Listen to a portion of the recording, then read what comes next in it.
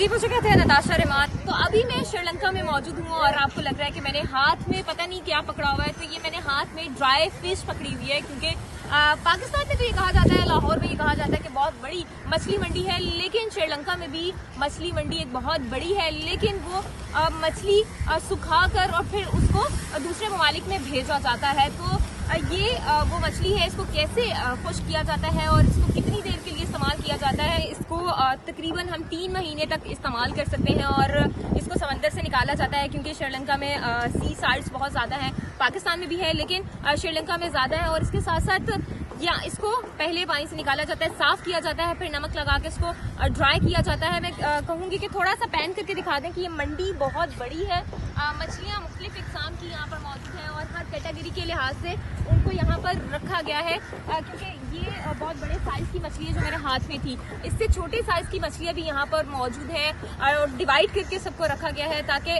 Size का हिसाब रह सके। लेकिन मैं यहाँ पर ये ट्राई ज़रूर करके जाऊँगी, ड्राई फिश। तो आप सबको भी कहूँगी कि अगर आप लोगों का यहाँ आना हो तो आप ज़रूर यहाँ से ये ड्राई फिश भी ट्राई करिएगा।